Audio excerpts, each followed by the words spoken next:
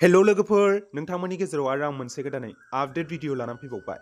लोगोफोर नोंथांमोनाथ' सिगाङाव गोसो दंबोला बुंना लाखा 1 आरो 2 खौ नायबोदोंमोन जानो हागौ जाय मिउजिक भिडिअआ जों बयनिबो गोसोखौ मुहि होदोंमोन मानोना बे मिउजिक भिडिअनि लिरिक्स आरो मिउजिकआनो बयनिबो गोसोखौ बोनो हाथावना जादों जाय मिउजिक भिडिअनि मेथाइखौ रोजाबदोंमोन जों बयनिबो फेभरेट कनसाइ ब्रह्म बिथाङा थिग बेबायदिनो देग्लायबो गोसो दंबोला बुंना लाखा 3 खौबो लानानै फैदों आरो बे मेथाइयाव बिथांजों लोगोसे रोजाबफादों काश्मीरी ब्रह्म बिथाङा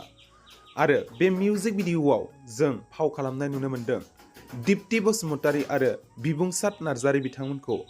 आरो बे मिउजिक भिडिअआ ओरैबादि मुहिनि गोनां जादों जे नोंथांमोना जावले जावले नायबाय थानो गोसो जागोन आरो बिखायाव खें मोनखांगोन स्पेशली बे मिउजिक भिडिअआव दिप्ति बसुमतारीनि फाव खालामनाया जोबोरैनो मेहेर गोनां जादों आरो गोसो बोनो हादों आरो बिथाङानो आंनि one of the current favourite बड' मिउजिक भिडिअ एक्ट्रेस जानानै दङ नोंथांमोनाबो बयबो मोजां मोनखायो जानो हागौ बेनि थाखायनो नोंथांमोना बे गोसो दंबोला 3 मिउजिक भिडिअखौ दासिमबो नायथ'वाखैब्ला जौगा फिल्म प्रडाक्शन इउटुब चेनेलाव थांनानै नायहैदो आरो जायफोरा नायखांबाय माबायदि मोनखो कमेन्टजों फोरमायहरदो